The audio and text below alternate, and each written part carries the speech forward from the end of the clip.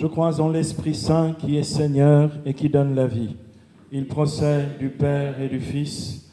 Avec le Père et le Fils, il reçoit même adoration et même gloire. Il a parlé par les prophètes. Seigneur Saint-Esprit, nous voulons t'accueillir en ce lieu et dans le temple spirituel de nos cœurs, de nos vies.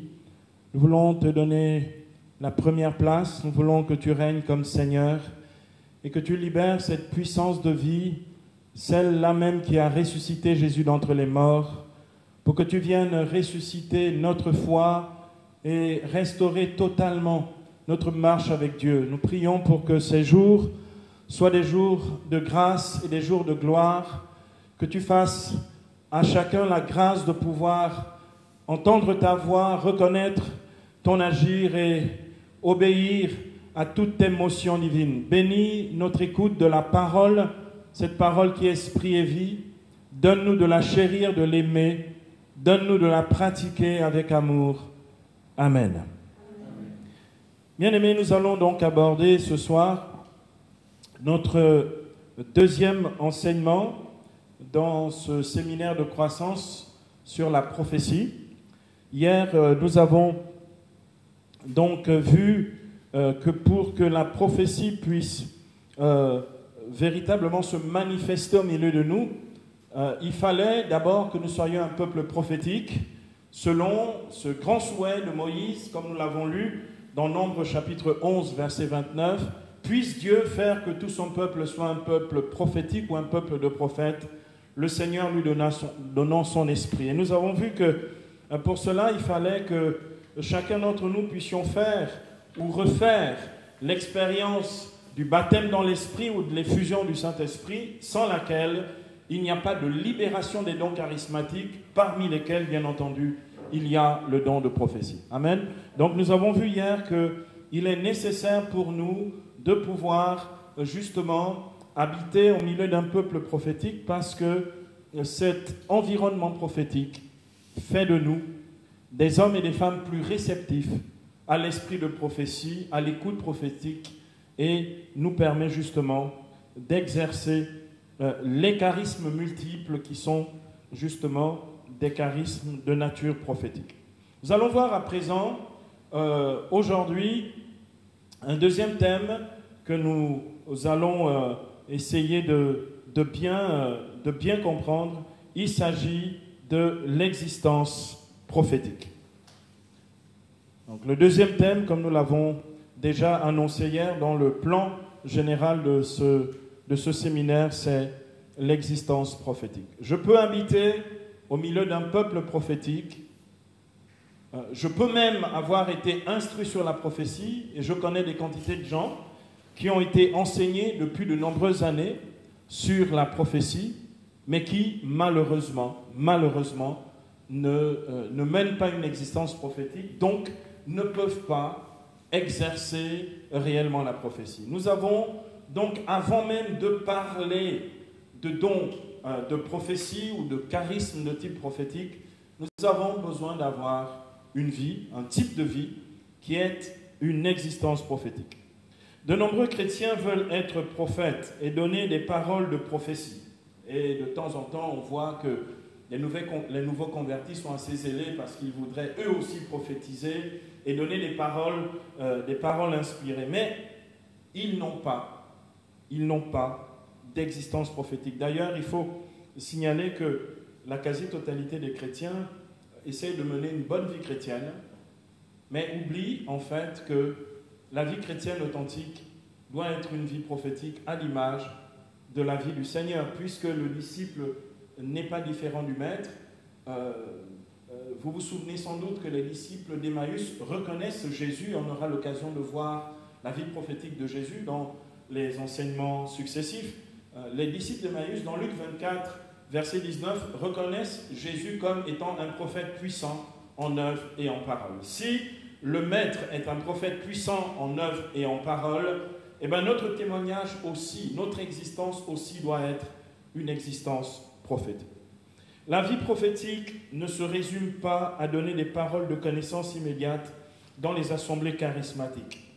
D'ailleurs, comme nous le verrons dans dernière leçon sur le discernement de la prophétie, nous réalisons malheureusement que beaucoup de ces prétendues prophéties ne sont très souvent que de pures inventions, de la déduction sur des situations connues d'avance, du jugement sur des personnes, voire quelquefois même des règlements de compte dans les assemblées. Comme je dis souvent, vous avez des guerres prophétiques dans les assemblées où chacun donne sa prophétie. Il y en a qui disent qu'un tel est ceci dans la prophétie.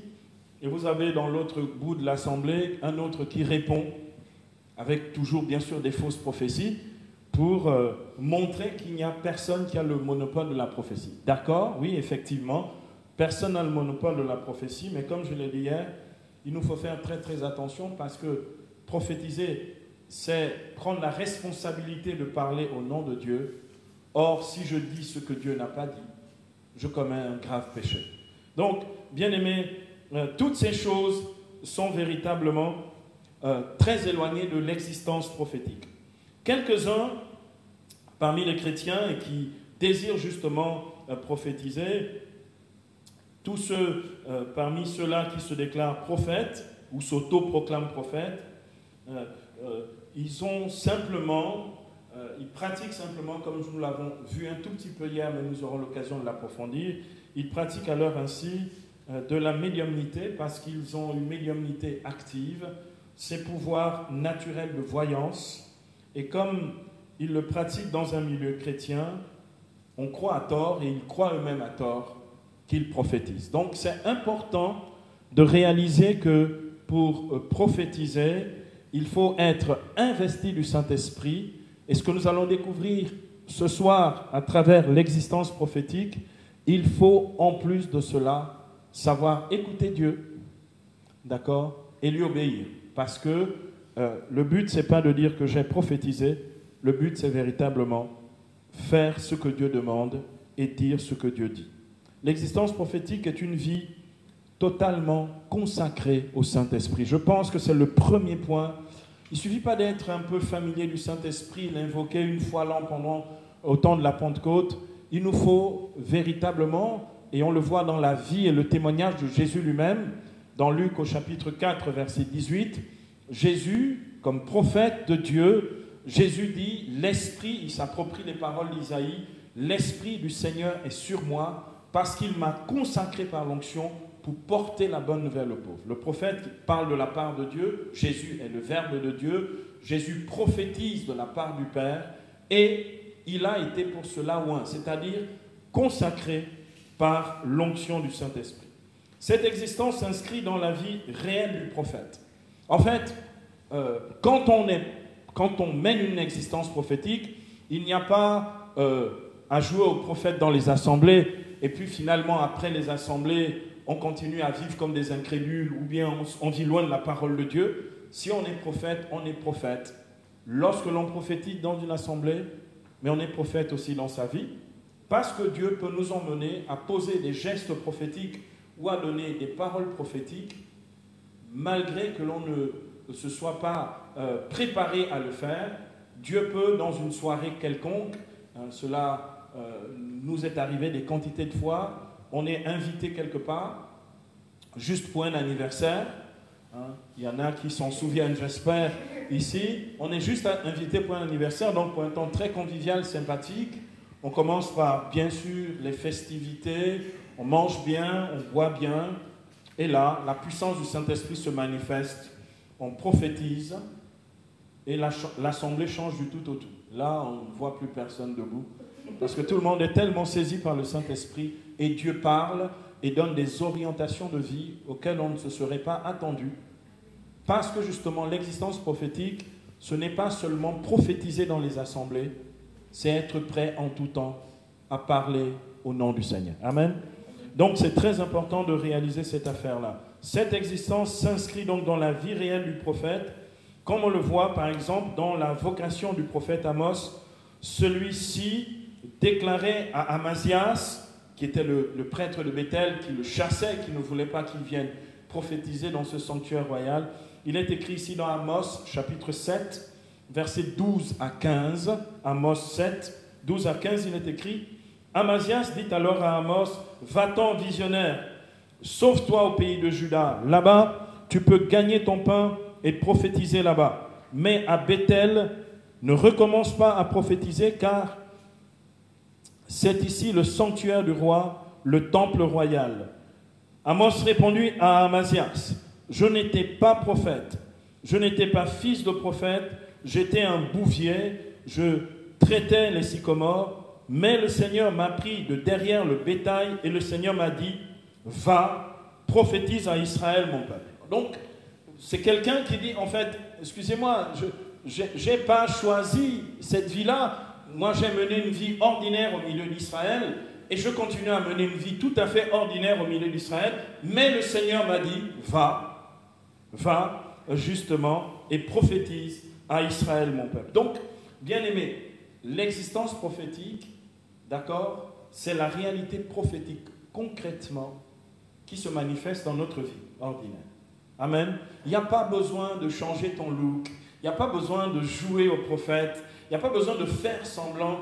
Ne change même pas ta voix parce que de tout d'un coup, je vois les gens, dès qu'ils doivent donner les paroles de prophétie, bien-aimé le Seigneur. Non, il n'y a pas besoin de jouer au prophète, d'accord, de vouloir prendre la voix de Moïse que l'on n'a jamais entendu, n'est-ce pas? Il faut juste être ce que l'on est et laisser Dieu nous utiliser pour la gloire de son nom. Amen. L'existence prophétique est une vie charismatique. C'est la deuxième affirmation importante dans ce que nous entendons ici. C'est quoi la vie charismatique? C'est une vie qui est menée par l'Esprit, d'accord? Et une vie à travers laquelle l'Esprit se manifeste. Il est écrit justement à ce propos dans 1 Corinthiens au chapitre 12, verset 7, « À chacun la manifestation de l'Esprit est donnée en vue du bien de tous. » La vie charismatique, c'est la manifestation de l'Esprit. Donc, ça veut dire que pour que cela soit possible, il faut véritablement que le Saint-Esprit lui-même soit libre dans notre vie. Ça veut dire qu'il doit être libre en tout temps. Il doit être libre de nous parler. Il doit être libre de nous faire agir. Il doit être libre de nous faire poser des actes prophétiques. Il doit être libre en tout temps de se manifester par nous. Donc, si nous voulons véritablement mener une vie prophétique, avoir une existence prophétique, il faut savoir que l'existence prophétique est une vie charismatique qui est guidée par l'Esprit. D'accord? Comme dit Galates chapitre 5, verset 16, « Laissez-vous guider par l'Esprit de Dieu ». Galates 5, 16. C'est une vie par laquelle on est enseigné par l'Esprit. Comme dit Jésus dans Jean 16, 13, « L'Esprit de vérité vous guidera dans la vérité tout entière ». C'est lui qui est un véritable esprit de révélation. D'accord? C'est lui qui guide dans la vérité tout entière. Et on est aussi agi par l'Esprit qui nous fait agir, comme dit Galates 5, 25, « Puisque l'Esprit est votre vie, que l'Esprit vous fasse aussi agir ». Donc, la vie charismatique, ce sont ces trois choses-là, être guidé par l'Esprit, être enseigné par l'Esprit et être agi par l'Esprit. C'est-à-dire que si nous voulons véritablement une vie qui soit totalement consacrée au Seigneur, une vie véritablement prophétique, il faut que nous puissions laisser le Saint-Esprit nous guider, nous conduire, nous enseigner et nous faire agir. Cette vie charismatique ne se limite pas au temps de prière dans les assemblées, elle se vit dans notre quotidien à partir du moment où nous nous convertissons réellement au Seigneur et où nous donnons au Seigneur le plein et total contrôle de notre vie. Quelqu'un me donne un amen. Si bien aimé, écoutez, je vois un peu la tendance des gens. On veut avoir notre propre vie, notre confort. On veut faire en sorte que Dieu ne nous dérange pas trop, mais on veut faire les prophètes. Je suis désolé, mais ça ne marche pas. D'accord? Soit dit en passant, la vie prophétique n'est pas une vie tranquille. La vie prophétique n'est pas une vie commode. La vie prophétique, c'est pas juste « admirez-moi, je viens de sortir encore 2 prophéties ». La vie prophétique, c'est une vie. D'accord? Travailler, tellement secoué par le Saint-Esprit, parce que le prophète est, lui, le premier qui entend ce que Dieu dit. Ça veut dire quoi? Si Dieu me parle en premier, c'est moi le premier qui suis percuté par la parole prophétique. Donc, je ne peux pas être indifférent à la parole prophétique et croire que je suis juste là, qu'une courroie de transmission de la parole et que moi-même je suis épargné. C'est complètement faux. C'est complètement faux.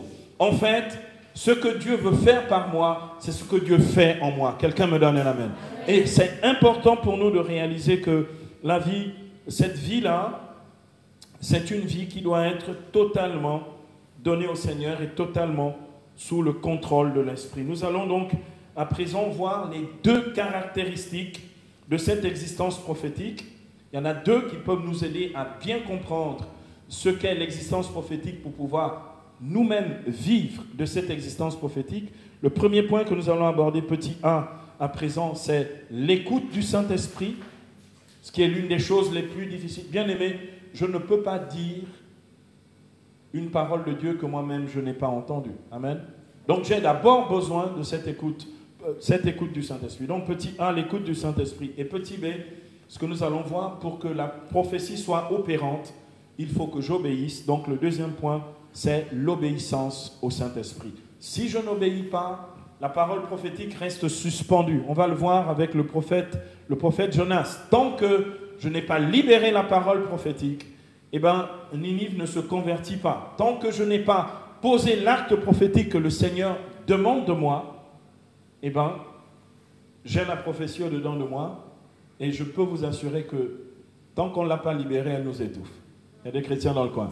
Et donc, j'ai besoin de pouvoir obéir au Saint-Esprit pour que la parole prophétique fasse son œuvre. Alors, voyons le premier point à présent, l'écoute du Saint-Esprit. L'essentiel, bien-aimé, de la vie prophétique repose sur l'écoute du Saint-Esprit. En fait, le plus important dans la vie prophétique, c'est l'écoute. D'accord? Le prophète est un écoutant. S'il y a une prière que tu dois faire, une supplication que tu dois faire au Saint-Esprit, c'est de lui dire, s'il te plaît, Saint-Esprit, fais-moi entendre ta voix. Fais-moi comprendre distinctement ce que tu dis. Bien-aimé, on n'est pas dans des devinettes.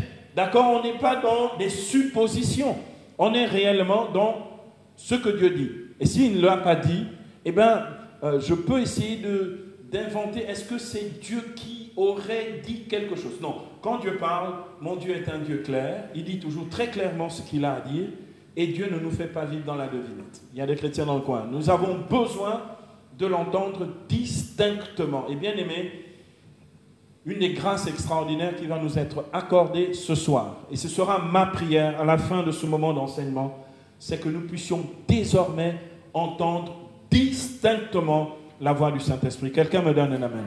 Il est écrit dans Jean 3,8, l'Esprit souffle où il veut et tu entends sa voix. Nous avons besoin d'entendre distinctement la voix et le message qui est porté par cette voix du Saint-Esprit, qui est un message de type prophétique. Donc il ne s'agit pas de deviner ce que veut le Saint-Esprit ou chercher à parler à sa place ou encore pire, à inventer des choses qu'il n'a pas dites. Il s'agit vraiment d'entendre ce qu'il dit et de pouvoir redire avec nos mots à nous ce que nous avons entendu de l'Esprit. D'où cette question, comment prétendre prophétiser sans savoir écouter le Saint-Esprit?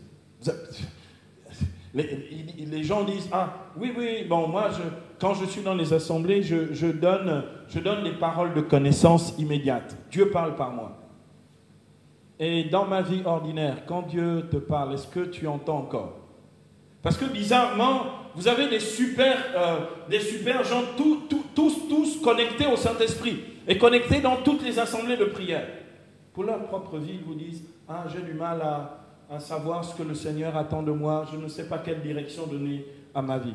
Le même qui parle dans l'assemblée, c'est le même qui parle dans mon existence, si elle est réellement prophétique. Quelqu'un me donne un amen. Donc je ne peux pas me retrouver à vouloir être un prophétisant alors que je n'écoute pas et je n'entends pas la voix du Saint-Esprit. Donc bien aimé, on ne peut pas prétendre prophétiser sans savoir écouter le Saint-Esprit. La Bible dit justement que l'Esprit qui se manifeste est l'Esprit que nous pouvons aussi entendre. Et il parle. Il parle. Nous confessons dans le credo qu'il a parlé par les prophètes. Si le Saint-Esprit parle, c'est que je peux l'écouter. Amen. Donc, bien-aimés, le Saint-Esprit nous parle premièrement dans la parole de Dieu. Je vais vous dire, bien-aimés, le lieu habituel où s'aiguise notre écoute prophétique, hein, où j'apprends en fait à écouter prophétiquement, c'est dans la parole de Dieu. Pourquoi? Mais parce que la parole de Dieu est une parole inspirée par l'Esprit. Et parce que je ne peux pas recevoir une prophétie en contradiction avec la parole de Dieu. Quelqu'un entend? Donc de temps en temps, vous avez des gens qui disent, oui, le Seigneur m'a dit de donner cette prophétie, tous les hommes de notre assemblée peuvent devenir des polygames, le Seigneur a parlé. Je dis non, ce n'est pas possible parce que cette prophétie est en contradiction avec ce que dit Jésus dans Matthieu 19, 5. L'homme quittera son père et sa mère, s'attachera à sa femme, pas à ses femmes, et les deux ne feront plus qu'un, ils ne sont plus deux, mais une seule chair, que l'homme ne sépare pas ce que Dieu a uni. Quelqu'un me donne un amen. Donc s'il y a une prophétie dans ton assemblée, où on prétend que Dieu vient instituer maintenant la polygamie, le Saint-Esprit n'a jamais dit ça. Celui qui a prophétisé n'est qu'un menteur, et le mensonge est un péché mortel. Quelqu'un entend ce que je dis ici? Donc bien aimé, c'est très important de s'habituer à écouter le Saint-Esprit par la parole, parce que justement, Jésus l'a clairement dit dans Jean au chapitre 6, verset 63, les paroles qu'il nous dit, c'est lui le Verbe, les paroles qu'il nous dit sont esprit et vie.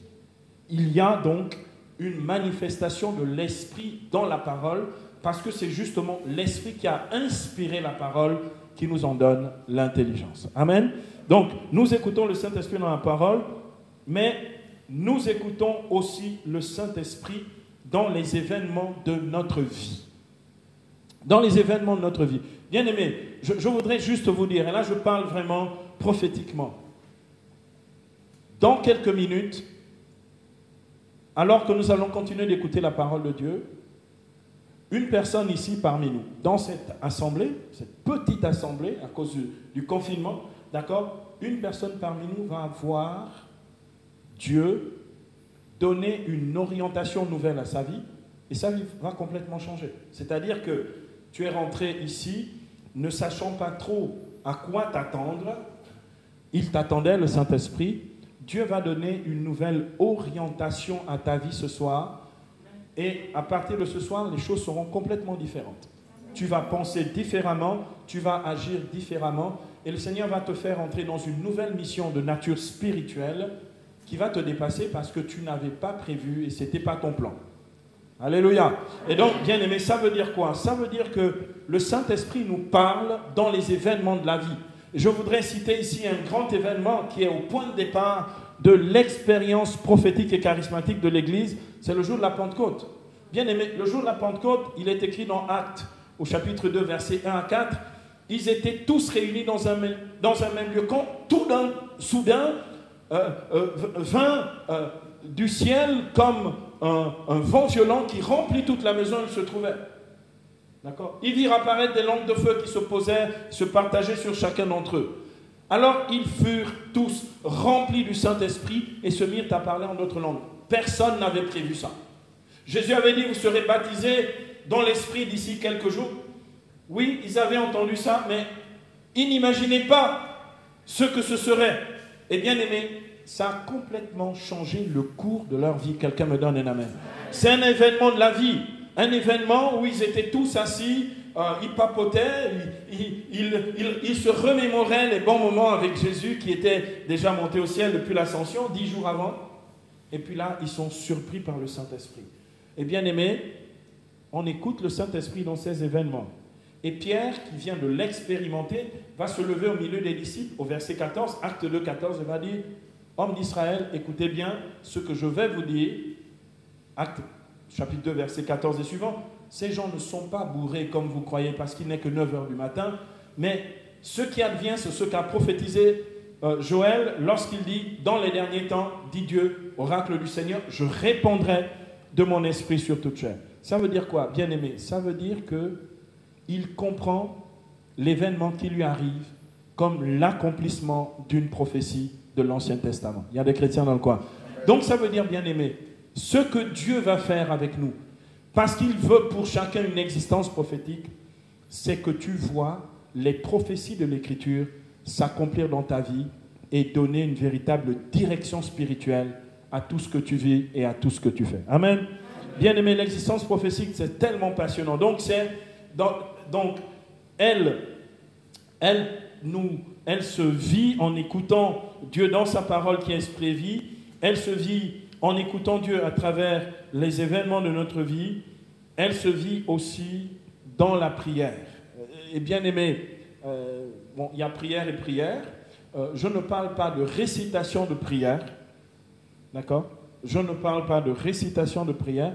Je parle de la prière où c'est l'Esprit qui prie en nous.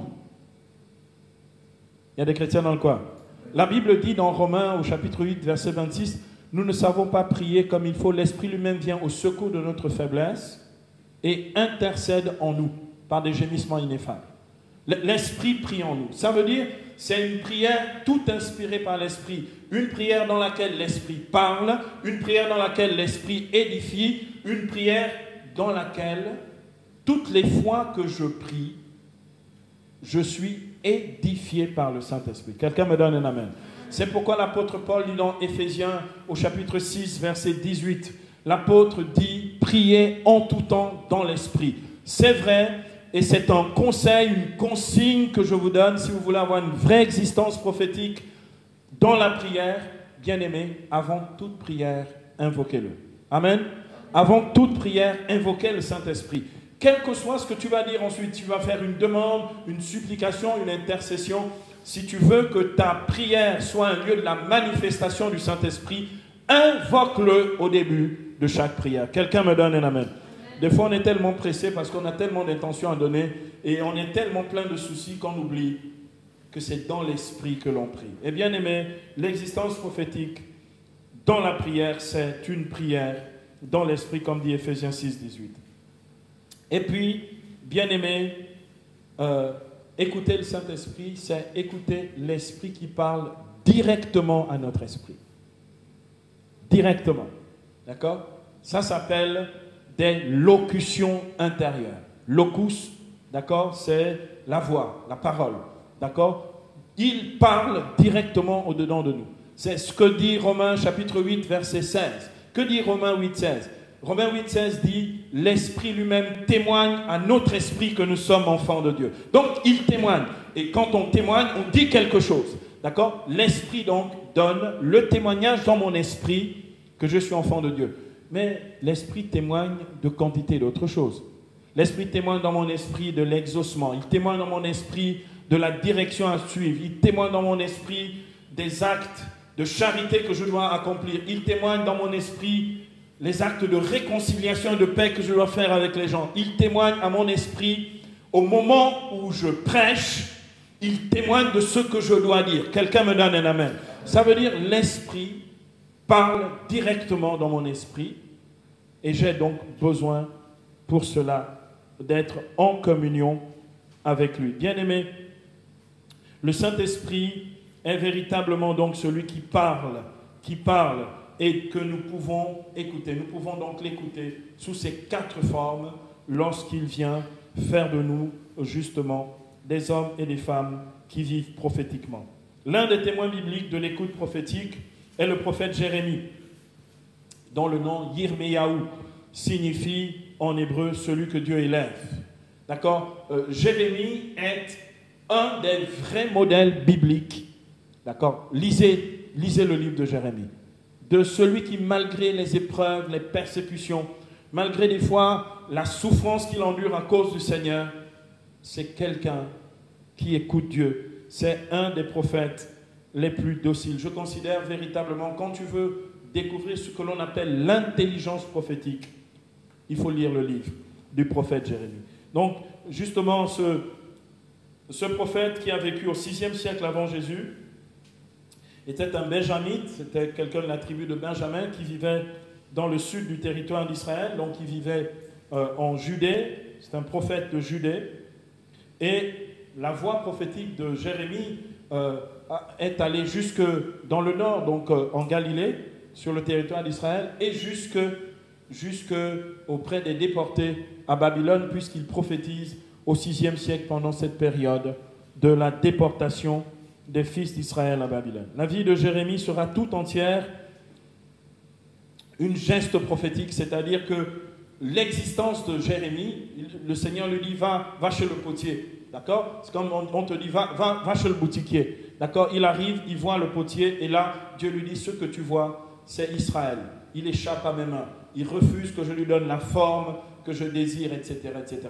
Toute sa vie, son existence, son quotidien était un quotidien dans lequel Dieu lui-même parle. Ou bien le Seigneur lui dit de se lever en pleine nuit, de percer un trou dans le mur et de partir.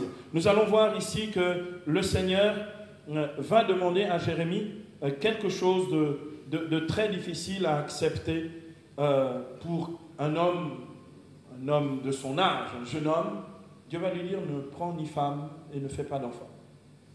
Son existence, et c'est pourquoi je vous disais tout à l'heure, l'existence prophétique est une vie totalement consacrée à Dieu. Beaucoup veulent être prophètes, mais ils ne veulent pas avoir l'existence prophétique. Sans existence prophétique, il n'y a pas de possibilité justement de prophétiser au nom du Seigneur. Jérémie disait dans Jérémie chapitre 15, versets 15 à 16, et on voit bien celui qui écoute, toi tu le sais Seigneur, souviens-toi de moi, visite-moi et venge-moi de mes persécuteurs. Dans la lenteur de ta colère, ne m'entraîne pas. Reconnais que je subis l'opprobre pour ta cause.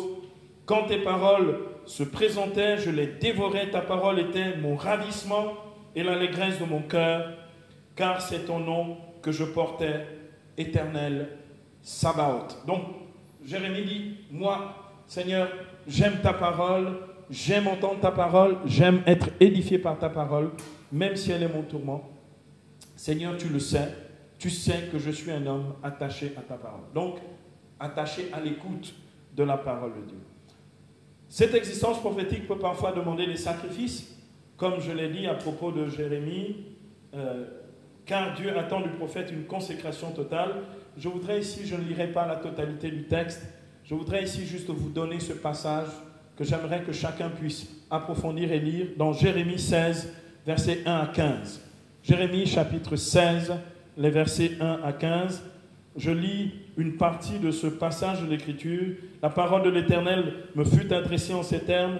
Ne prends pas femme, tu n'auras en ce lieu ni fils ni fille, car ainsi parle l'Éternel à propos des fils et des filles qui vont naître en ce lieu, des mères qui les enfanteront et des pères qui les engendreront en ce pays. Ils mourront de maladies mortelles sans être pleurés ni enterrés. Ils serviront de fumier sur le sol. Ils finiront par l'épée et la famine, et leurs cadavres seront la pâture des oiseaux du ciel et des bêtes sauvages. En fait, Dieu est en train de préparer Israël à travers le témoignage de Jérémie à la déportation à Babylone. Il prépare le royaume de Juda. Et donc, il dit, si vous mettez au monde des enfants, vous allez mettre au monde des gens qui vont souffrir. Ne faites pas ça parce que les temps sont mauvais et les temps qui viennent seront des temps mauvais. Et donc, Jérémie va rester célibataire toute sa vie simplement parce qu'il aura obéi à la parole du Seigneur. Comme on le voit, la vie prophétique s'inscrit dans la vie réelle du prophète qui doit en donner le sens au peuple au nom du Seigneur. Donc, bien aimé, il arrive quelquefois, et je termine avec ça pour cette première partie, il arrive quelquefois des épreuves dans notre vie que nous vivons mal, que nous acceptons mal. Or, ces épreuves sont une parole de Dieu pour nous et seront une parole de Dieu pour d'autres. Bien aimé, beaucoup de personnes quelquefois vont dire, mais comment ce père fait pour vivre sa vie alors qu'il est en galère, etc. Comment ça se fait qu'il continue de tenir? Dieu le sait. Parce que Zacharie chapitre 4 verset 6 dit, c'est ni par la force ni par la puissance, mais c'est par mon esprit, déclare le Seigneur. Donc ça veut dire l'esprit du Seigneur qui est la puissance d'en haut, comme dit Acte 1:8, vous allez recevoir une force, c'est le Saint-Esprit qui surviendra sur vous. Cette force-là nous fait tenir, quelles que soient les épreuves. Amen. Et donc ça veut dire que quand ta vie devient une existence prophétique, Dieu parle par ta vie. Donne-moi un vrai amen. Amen. Dieu parle par ta vie. Et bien aimé, avant de pouvoir essayer d'être simplement des prophètes parlant dans les assemblées, il faut laisser le Saint-Esprit parler par notre vie. C'était le premier point. Voyons à présent par rapport à l'existence prophétique, voyons à présent l'obéissance au Saint-Esprit. Un des témoins bibliques de l'obéissance au Saint-Esprit est le prophète Jonas. Yona. Le diminutif de son nom, c'est Yon. Yon, ça veut dire la colombe. La colombe est une image, d'accord, du Saint-Esprit, puisque dans Matthieu 3, verset 17, il est dit qu'au moment du baptême de Jésus, les cieux s'ouvrirent et l'Esprit apparut sous la forme corporelle, comme une colombe, d'accord. Son nom, c'est Yona, c'est-à-dire la colombe, d'accord. Le prophète Jonas a vécu vraisemblablement au 8e siècle avant Jésus, comme on le voit dans 2 Rois 14, d'accord, les versets 23 à 25, puisqu'il est référé dans ce passage de l'Écriture, du livre des Rois. Le témoignage prophétique de Jonas est celui donc de l'obéissance prophétique qui nous donne l'impression que nous avons affaire à un prophète rebelle. Tout le monde dit que Jonas est un rebelle. D'accord? On dit, ah, mais moi au moins je ne suis pas comme Jonas, je ne suis pas rebelle à la parole du Seigneur. Bon, tu es un peu un menteur parce que quand on regarde dans le détail, c'est pas que tu n'es pas rebelle au Seigneur, c'est que tes oreilles sont même bouchées. Donc il y a vraiment besoin d'un débouchage. D'accord? Avant même de parler de rébellion. Donc, bien aimé, on considère souvent Jonas comme étant un prophète rebelle, puisque au lieu d'aller à Ninive, il se barre vers Tarsis, il va à l'opposé de la direction qui lui est donnée par le Seigneur. Bon, ça nous arrive aussi de nous planter dans la vie en prenant de mauvaises directions. Des fois, ça fait perdre du temps dans la vie, mais le Seigneur qui nous fait vivre prophétiquement et qui veut nous donner une véritable existence prophétique, veut que nous ne nous trompions plus de direction dans notre vie. Quelqu'un entend ce que je dis? Et donc, c'est très important de pouvoir avoir non seulement cette écoute, mais aussi cette obéissance prophétique. Donc, beaucoup considèrent à tort que Jonas est un prophète rebelle, tandis qu'il me semble, dans un petit livre que j'ai écrit, Jonas ou l'existence prophétique, il me semble qu'il paraît donc plus juste d'y voir simplement le témoignage édifiant d'authenticité de la part du prophète qui, en fait, est, vous savez, être prophète, c'est avoir une grande défiance de soi et une totale confiance en Dieu. Le prophète n'est pas il n'y a pas de prétention dans l'existence prophétique. Les gens qui vous disent, oui, moi je suis sûr d'être un prophète, etc., les autoproclamés, bien sûr, prophètes, qui, eux, ils disent que tout ce qu'ils disent vient de Dieu. Or, on va dire 99% de ce qui sort de leur bouche, c'est un peu du n'importe quoi. Et c'est bourré de mensonges et de fabrication. D'accord? En fait, le prophète qui craint Dieu doit vivre véritablement dans une véritable défiance de soi. Je peux ne pas avoir bien entendu. Je peux me tromper parce que je ne suis qu'un homme. D'accord? Cette défiance de soi est un signe d'humilité prophétique. Eh bien, aimé, c'est très important. Ça ne veut pas dire que le prophète ne doit pas avoir du courage, qu'il ne doit pas être audacieux. Il a du courage et il est audacieux parce qu'il a totalement confiance dans son Dieu. Quelqu'un me donne un amen. Et c'est très important pour nous de réaliser ça, bien aimé. C'est pas la défiance de soi ne signifie pas qu'on est plus zélé, qu'on est plus audacieux ou courageux. La défiance de soi, c'est de dire, Seigneur, est-ce que j'ai bien entendu? Vous vous souvenez de l'histoire du petit Gédéon dans le livre des Juges? Le Seigneur lui dit d'aller pour combattre pour Israël et il remportera la victoire. Il dit, moi je suis petit, j'habite un petit peuple, je suis de la petite tribu en Israël, etc. Il dit, Seigneur, ok, on va faire la toison, on va vérifier que tu m'as vraiment bien parlé, que je ne me trompe pas. Il dit donc, Seigneur, ok, confirme ce que tu as dit. Donc le Seigneur, il met la toison, il dit, Seigneur, s'il y a de l'eau dessus, demain matin au lever, une petite rosée dessus, je saurai que c'est toi. Mais, Seigneur, pour que le jeu soit quand même bon, il faut que tout soit sec autour. Ok, donc le petit matin, il se lève, il voit, il y a de la rosée sur la toison, cette petite peau de bête. D'accord? Il dit, Seigneur, ok, très bien, c'est très bien, Seigneur, bon. Seigneur, je ne veux pas me tromper, je veux vraiment te servir. Ok, donc demain, est-ce que tu voudrais bien me donner un signe qui confirme cette confirmation? D'accord? Ça veut dire, Seigneur, s'il te plaît, demain matin, ok, que tout soit mouillé autour, mais que la toison soit sèche. Seigneur, tu peux faire ça pour moi. Seigneur, je n'ai pas envie de me planter. Ça, c'est le prophète qui a une attitude de prophète qui a cette défiance de soi. Le lendemain, Gédéon se lève, il voit que tout est mouillé autour, mais que la toison est sèche. Il y a des chrétiens dans le coin. Dieu confirme sa parole pour que nous ne puissions pas nous tromper. Les prétentieux, les arrogants, les orgueilleux qui pensent que eux, ils écoutent directement. L'apôtre Paul dit dans 1 Corinthiens 13, il dit partielle est notre prophétie. Nous reviendrons là-dessus. Il n'y a pas de prophétie parfaite. Elle est partielle à cause de nos capacités humaines limitées. Déjà même entre nous, entre hommes, quand on se parle, on est un peu limité. Il y a des fois où on comprend, ah, écoute, je n'ai pas bien compris ce que tu as dit. D'accord? C'est de l'humilité. Mais des fois, vous savez, comme dit le psalmiste, une fois Dieu a parlé, 2 fois j'ai entendu. Peut-être que je n'ai pas bien entendu. Il y a des chrétiens dans le coin ici. Donc, nous avons besoin d'être sûrs de la parole avant de la donner. Et donc, Jonas nous montre cette humilité, cette défiance de soi et cette totale confiance en Dieu. Voilà pourquoi nous parlons donc plus respectueusement du tourment de la vocation prophétique plus que de rébellion. On peut relever dans cette attitude du prophète Jonas la crainte de Dieu et la défiance de soi devant l'ampleur de la mission confiée par le Seigneur. La mission prophétique, elle me dépasse.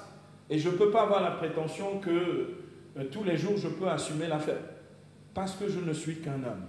D'accord? Un homme pauvre, faible et limité. Aucun vrai prophète ne pourrait prétendre être à la hauteur d'une telle mission divine. Saint Jérôme qui a vécu au IVe siècle, qui a traduit la Bible, qui a traduit l'Ancien Testament de l'hébreu en latin, il a fait la Bible de la Vulgate, et le Nouveau Testament qu'il a harmonisé de la vieille latine pour faire un texte un peu plus potable, qui était un grand bibliste, qui est parti 10 ans dans une grotte à Bethléem, juste à côté de la grotte de la Nativité de Jésus. J'ai été prié dans la grotte où a vécu Saint Jérôme, à Bethléem. Il est resté là 10 ans pour traduire les Écritures. Les 73 livres de l'Ancien et du Nouveau Testament. Il y a des chrétiens dans le coin. Donc, un vrai connaissant des Écritures. Dans son commentaire du livre de Jonas, il va parler à la place de Jonas pour ceux qui ne savent pas ce que l'on appelle le tourment de la vocation prophétique. Il dit ceci dans son commentaire de Jonas. Il dit, voici ce que dit Jonas lorsqu'il est au fond, englouti dans le ventre de la baleine, d'accord? J'appelle ça un hôtel 5 étoiles. Il était confortablement installé, d'accord? Voici ce que dit. Si j'avais dit que tu es miséricordieux, clément, et que tu pardonnes le mal, personne n'aurait fait pénitence. C'est vrai, quand on dit que le Seigneur est miséricordieux, les gens continuent de vivre comme des patachons, et ça ne change pas dans leur vie. Il dit, Seigneur, si j'avais dit que tu es miséricordieux, clément, et que tu pardonnes le mal, personne n'aurait fait pénitence. Si je t'avais annoncé comme un cruel, qui n'est bon qu'à faire un juge, je sais que telle n'est pas ta nature. Si je t'avais annoncé comme un Dieu dur, vengeur, etc., les gens auraient eu peur de toi et auraient fui. D'accord? Alors, Jonas continue. Placé dans cette alternative, j'ai préféré fuir plutôt que de décevoir des pénitents par la douceur ou de prêcher sur toi ce que tu n'étais pas. C'est ce que dit ici Saint Jérôme. Il dit, c'est vrai que Jonas fuit, non pas parce qu'il refuse sa vocation prophétique, mais c'est parce que la tâche ou la mission est trop forte, est trop lourde, et le dépasse. Bien aimé, c'est important d'en avoir l'intelligence. Voyons à présent comment le témoignage de Jonas nous enseigne sur l'obéissance prophétique. Ensuite, nous allons prier. Nous lisons au chapitre 3 du livre de Jonas, les versets 1 à 10. Donc c'est tout le chapitre 3 de Jonas. Nous lisons ceci. La parole de l'Éternel fut adressée pour la seconde fois à Jonas. Lève-toi, lui dit-il, va à Ninive, la grande ville, et annonce-leur ce que je te dirai. Jonas se leva et alla à Ninive selon la parole de l'Éternel. Or, Ninive était une ville divinement grande. Il fallait 3 jours pour la traverser. Jonas pénétra dans la ville. Il fit 1 journée de marche. Il prêcha en ces termes. Encore 40 jours et Ninive sera détruite. Les gens de Ninive crurent en Dieu. Ils publièrent un jeûne et se revêtirent de sacs, depuis le plus grand jusqu'au plus petit. La nouvelle parvint au roi de Ninive. Il se leva de son trône, quitta son manteau, se couvrit d'un sac et s'assit sur la cendre. Puis l'on cria dans Ninive, et l'on fit par décret du roi et des grands cette proclamation: hommes et bêtes, gros et petits bétail ne goûteront rien, ne mangeront pas et ne boiront pas d'eau. On se couvrira de sacs, on criera vers Dieu avec force, et chacun se détournera de sa mauvaise conduite et de l'iniquité que commettent ses mains. Qui sait si Dieu ne se ravisera pas et ne se repentira pas, s'il ne reviendra pas de l'ardeur de sa colère, en sorte que nous ne périssions point. Dieu vit ce qu'ils faisaient pour se détourner de leur conduite mauvaise. Aussi Dieu se repentit du mal dont il les avait menacés, et il ne le réalisa pas. Il y a des chrétiens dans le coin. Bien-aimés, une journée de marche. Il n'a pas eu le temps de publier cette parole prophétique dans tout Ninive, qui est une ville divinement grande. Une fois je suis arrivé, je descendais, j'atterrissais sur Mexico. On ne voit pas le bout, le début, la fin de la ville. Je me dis, si on m'envoie prêcher dans Mexico, dans la ville de Mexico, ben c'est une tâche ardue. Je pense que j'aurais fait la moitié de la journée, je serais déjà très fatigué. Donc, Jonas, seulement en une journée de prédication prophétique, obtient la conversion de tous les Ninivites, fait mettre tout le monde en pénitence, y compris les bêtes. D'accord ? Le roi descend de son trône. Bien aimé, s'il avait fait dès la première fois, Dieu aurait agi pareil. Il y a des chrétiens dans le coin. L'obéissance emmène les miracles de Dieu. D'accord ? Et ce que nous voyons ici, c'est l'obéissance prophétique de Jonas. Contrairement donc à la fuite de Jonas dans le chapitre 1er, comme on le voit, dès le chapitre 1er, dès l'ouverture du livre de Jonas, en obéissant à la mission qui lui est assignée par le Seigneur, Jonas expérimente la puissance de Dieu qui se déploie, comme dit l'apôtre Paul dans 2 Corinthiens 12, 9, la puissance de Dieu qui se déploie dans la faiblesse. Le Seigneur dit qu'il donne toute sa puissance, d'accord, dans la faiblesse. C'est bien aimé. Nous pouvons donc tirer ici 3 leçons du témoignage prophétique de Jérémie et de Jonas sur l'écoute et l'obéissance au Saint-Esprit. La première de ces leçons est la suivante. Je vous ai dit hier que chaque jour, on tirera des leçons pour bien apprendre la vie prophétique. D'accord ? La première, c'est l'obéissance prophétique consiste à écouter Dieu qui nous parle par sa parole. Cette parole qui est esprit et vie. Jean chapitre 6, verset 63.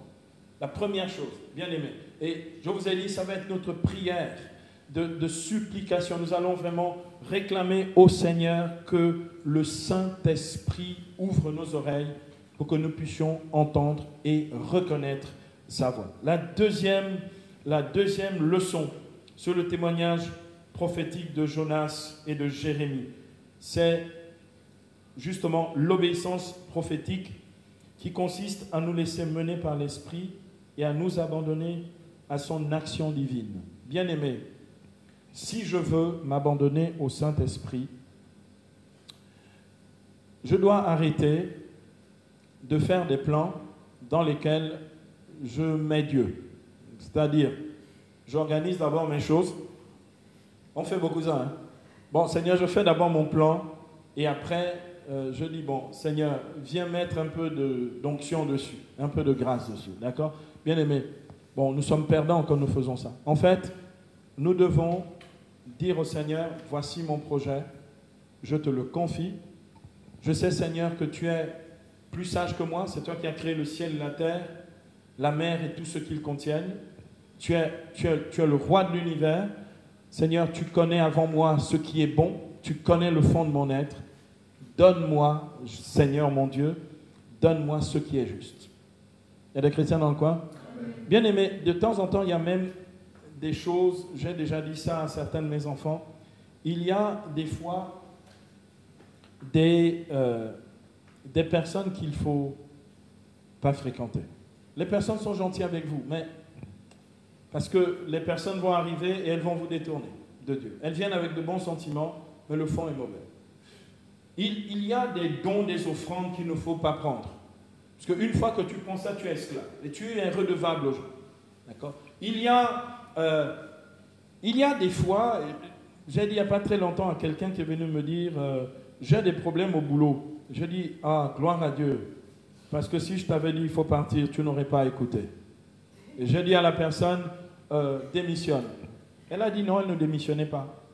Les mois qui ont suivi, elle a été tellement malmenée, maltraitée. Elle est tombée, elle est tombée malade. Elle a été broyée par sa propre désobéissance. Une fois qu'elle a quitté l'endroit, une semaine après, elle avait un nouveau boulot. Il y a des chrétiens dans le coin? Bien aimé, c'est très important de réaliser que nous devons justement nous abandonner au Saint-Esprit. D'accord? Donc cette obéissance prophétique consiste à nous laisser mener par l'Esprit et à nous abandonner à son action. C'est le deuxième point. Le troisième et dernier point à présent, l'obéissance prophétique consiste en fait à ne pas contrister le Saint-Esprit, comme dit Éphésiens 4:30. Ne contristez pas le Saint-Esprit de Dieu qui vous a marqué de son sceau pour le jour de la rédemption. Bien-aimés, je vais vous donner juste 2 exemples pour que vous compreniez rapidement. Tu es en état de péché. Ça fait des semaines que le Seigneur te dit « confesse-toi ». Ne prétends pas que tu es un grand prophète parce que tu parles dans les assemblées. Va te confesser. Bats-toi, trouve un prêtre, mais confesse-toi. Il y a des chrétiens dans le coin. Parce que je ne peux pas contrister le Saint-Esprit. L'Esprit vient, comme dit le chapitre 16 de Jean, convaincre le monde en matière de péché, de justice et de jugement. Tu ne peux pas dire que tu écoutes le Saint-Esprit alors que quand il vient te convaincre de péché, là tu résistes. Bien-aimé, ce n'est pas écouter ni obéir au Saint-Esprit. D'accord? C'est le premier exemple que je vous donne. Le deuxième exemple que je peux vous donner, c'est toutes les fois que Dieu te demande de témoigner. Je connais des gens, ils veulent bien recevoir des prophéties, ils aimeraient bien avoir même un prophète portatif qu'ils amènent partout pour leur donner des prophéties à chaque minute. D'accord? Mais le problème, c'est que quand Dieu te dit de témoigner, alors là, toutes les excuses sortent. Alors on sort. Ah non, je ne suis pas prêt, je ne suis pas assez saint, je viens juste de me convertir, je ne sais pas parler, hein, je ne sais pas parler. D'accord, ok. La Bible dit, ce n'est pas vous qui parlerez quand vous aurez à rendre témoignage. Jean Matthieu 10, verset 20. C'est l'Esprit de votre Père qui parlera par vous. Est-ce que quelqu'un me donne un amen? Eh bien, aimé, ça veut dire quoi? Je n'ai pas d'excuse si je refuse de témoigner. C'est un manque de charité à l'égard de ceux pour qui je dois rendre ce témoignage. Et c'est une désobéissance au Saint-Esprit. Quelqu'un a entendu? Bien-aimés, voilà donc l'existence prophétique. Dieu veut que nous soyons des hommes et des femmes dont l'existence tout entière est prophétique. Il veut que nous puissions apprendre à écouter le Saint-Esprit comme Jérémie et que nous puissions apprendre à obéir au Saint-Esprit comme Jonas, pour que nos vies entières, et pas seulement dans les moments de prière, nos vies entières soient des vies véritablement prophétiques. Amen. Bien-aimés, nous allons nous lever dans sa présence et nous allons demander au Seigneur la grâce de l'écoute prophétique du Saint-Esprit. Remba babamba, koroto chasse kendende. Eremba karobo koto koto choso tengendende. Bien-aimés, un phénomène charismatique simple. Le Saint-Esprit va se mettre juste à brûler nos oreilles, d'accord? Physique pour nous qui sommes là, mais aussi pour chaque personne qui entendra cet enseignement où qu'il soit. Le Saint-Esprit veut ouvrir nos oreilles. Donc il y a un toucher divin du Saint-Esprit. Tes oreilles maintenant vont être embrasées par le Saint-Esprit. Feu de Dieu maintenant, ton œuvre. Feu de Dieu, ton œuvre. Saint-Esprit de Dieu, merci parce que c'est toi qui ouvres les oreilles. Rembambamba. Rotoko sandengende karotoko chasekende.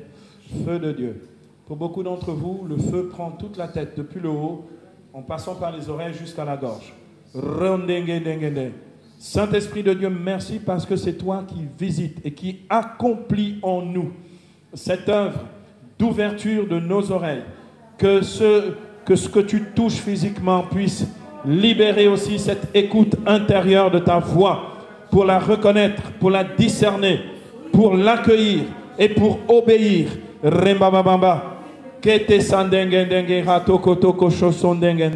Bien-aimés, je vous invite simplement à poser maintenant un acte de foi. C'est imposer les mains sur vos oreilles. Mettez vos 2 mains sur vos oreilles.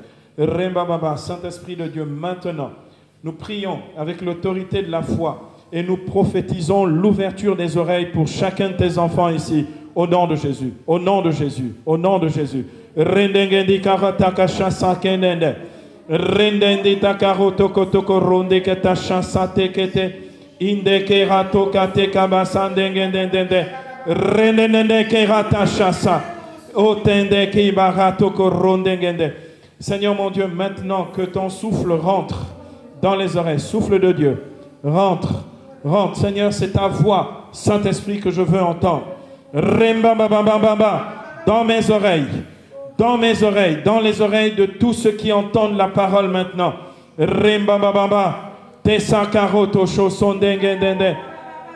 Souffle de Dieu, active maintenant cette écoute prophétique dans la vie de chacun d'entre nous. Au nom de Jésus.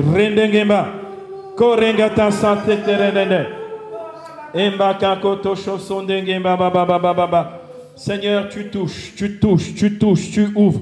Seigneur, maintenant nous prions pour que à chaque fois que tu parles, Saint-Esprit, nous puissions t'entendre distinctement. Distinctement. Distinctement. Distinctement.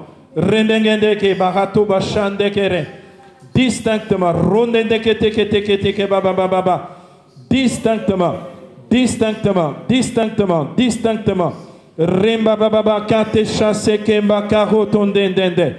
Erende kirato kototo chosonde. Bien-aimé, le Seigneur a dit à quelqu'un tout à l'heure que aujourd'hui même en ce lieu, il aura une décision de vie qui justement va orienter complètement le cours de son existence. Le Seigneur te dit, tu avais une décision à prendre qui durait jusqu'à cet instant. Si tu la prends maintenant, ta vie entière, totale, sera totalement transformée. Et le Seigneur t'emmènera dans une expérience de gloire encore plus grande. Le Seigneur te dit, c'est maintenant que tu entends la parole prophétique et c'est maintenant que tu dois prendre cette décision. Parce que ta vie doit changer, ta vie doit évoluer, progresser vers ce que j'ai préparé et prévu pour toi. Remba baba. Rondengendengende. Le Seigneur te dit, ne résiste pas à la parole céleste, ne résiste pas à la voix du Saint-Esprit.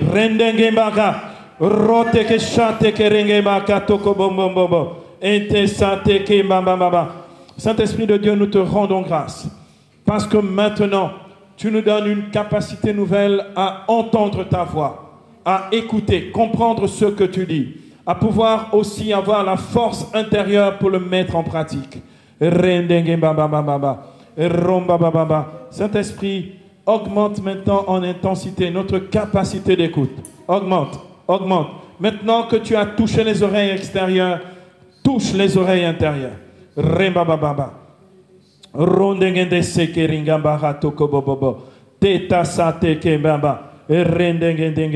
Seigneur Dieu, je te rends grâce et je te bénis parce que maintenant, par le Saint-Esprit, tu nous donnes un cœur nouveau, un esprit nouveau. Tu nous donnes une capacité nouvelle à accueillir ce que tu dis. Seigneur, tu mets au-dedans de nous ton propre amour pour que nous puissions aimer ce que tu aimes, aimer ce que tu dis, aimer ta volonté en toutes choses. Et Seigneur Dieu, je te dis merci pour l'onction de ta grâce qui s'installe maintenant dans nos oreilles extérieures et intérieures. Merci Seigneur, parce que maintenant, ton œuvre se manifeste ici en ce lieu. Elle se manifeste dans nos oreilles physiques, comme elle se manifeste dans notre esprit, dans notre entendement, dans nos capacités à écouter ta voix et ce que tu dis.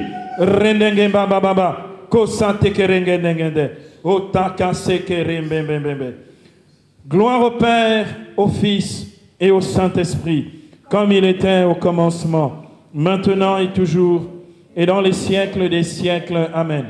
Gloire au Père, au Fils et au Saint-Esprit, comme il était au commencement, maintenant et toujours, et dans les siècles des siècles. Amen. Gloire au Père, au Fils et au Saint-Esprit, comme il était au commencement, maintenant et toujours, et dans les siècles des siècles. Amen.